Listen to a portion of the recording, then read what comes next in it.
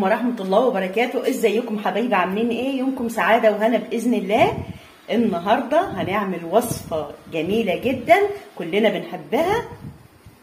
هنعمل من 1.5 كيلو لحمة هنعمل وصفتين، همبرجر وهنعمل الكفتة، بس بمكونات اقتصادية. يعني ايه مكونات اقتصادية؟ يعني مثلا هنحط كيلو برغل عليه نص كيلو لحمه عليه نص برغل مغسول كويس قوي ومش منقوع، مش منقوع يا جماعه. والمكونات بقى هي اللي فيها السر والبهارات. بس طبعا النهارده هنعمل البيزك اللي هو الاساس في العجينه نفسها، وفي فيديو تاني هقول لكم نعمل ايه في البرجر، وفي فيديو تالت هقول لكم نعمل ايه في الكفته. بس النهارده هو الاساس العجينه نفسها، وبعد كده نبدا نعمل. فاكرين لما قلت لكم انا جبت كبه جديده وهنشغلها مع بعض في فيديو؟ اهي وقتها النهارده وهنبدا نستعملها. يلا بينا يا حبايب قلبي، هنشوف المقادير وطريقه التحضير. حبايب قلبي، النهارده انا هقول لكم على اسرار كتيره جدا. يعني بصوا، هتطلع لكم البرجر دوت ولا هتحسوا ان البرجر اصلا منضاف عليه مكونات تانية اقتصاديه. لا، انتوا يعني هتعملوا البرجر. هقول لكم على شويه اسرار، هقول لكم على التوابل الخاصه بالبرجر، هقول لكم على التوابل الخاصه اللي بتليق مع الكفته، هقول لكم ازاي العجينه تبقى متماسكه معاكي، هقول لك على السر اللي بتحطيه اللي يخليها ما تكشش معاكي. شويه حاجات النهارده في الفيديو مليان بالاسرار يا جماعه، هتستفيدوا جدا.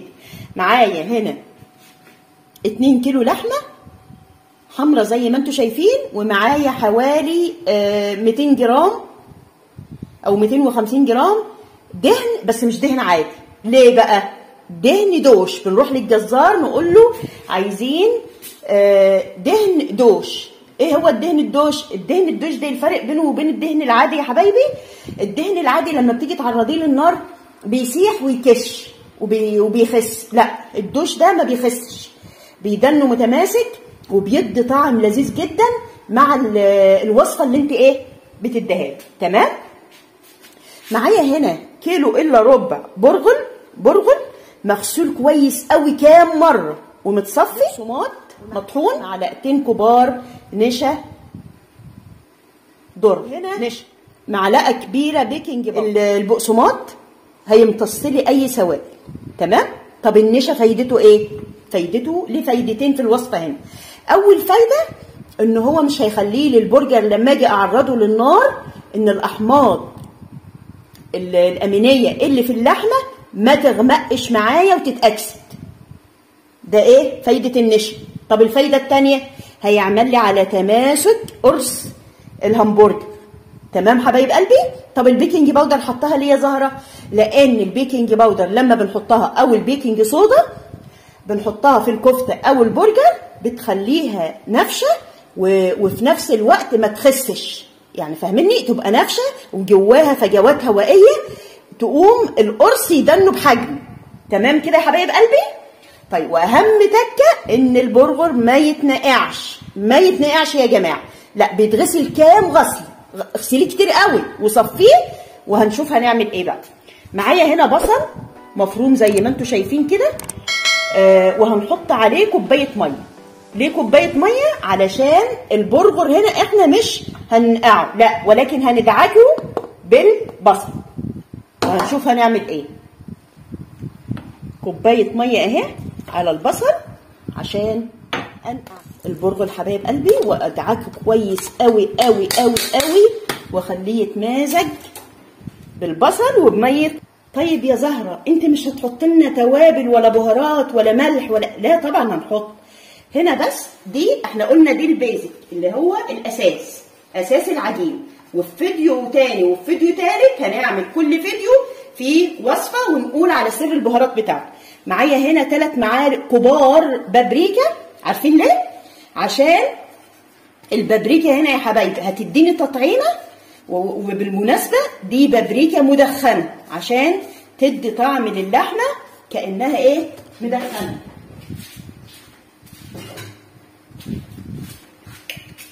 شويه ملح محترمين عشان يساعدوا لي البصل ينزل ميته اهو يا حبايب قلبي. وبعدين انا معايا ما شاء الله الكميه ما شاء الله كبيره. هنزل بقى هنا وادعك اللحمه كويس، قصدي البرغل كويس قوي قوي قوي مع البصل وميه البصل والتوابل والبهارات والملح.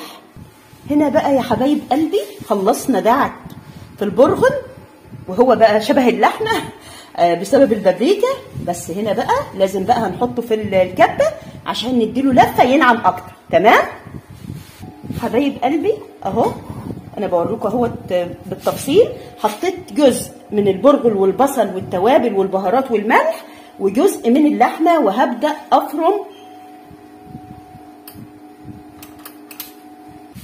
ونبدا بقى نشغل الكبه يا حبايبي. ما شاء الله تبارك الله زي ما انتم شايفين ما شاء الله تبارك الله الكبه يا جماعه بسم الله ما شاء الله. وهنا يا حبايبي هحط شويه ثوم متقشرين عشان يدوا لي نكهه ويزودوا لي التست. وابدا احط هنا يا حبايبي لازم اجيب الجوانب وهبدا هنا اضيف النشا يا حبايب قلبي،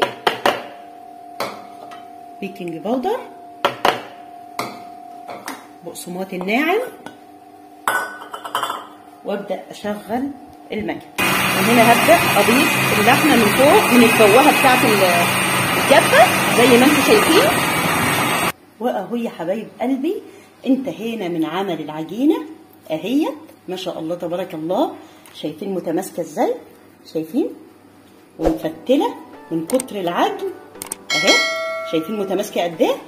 يعني حبيت بس اوريكم الفيديو ده طريقه بس الايه الاساس. الفيديو الجاي هنعمل البرجر، هنقسم العجينه دي نصين ونعمل نصها كفته ونصها برجر. قابلكم بقى الفيديو الجاي باذن الله. ما تنسوش تعملوا لي لايك وشير وسبسكرايب والسلام.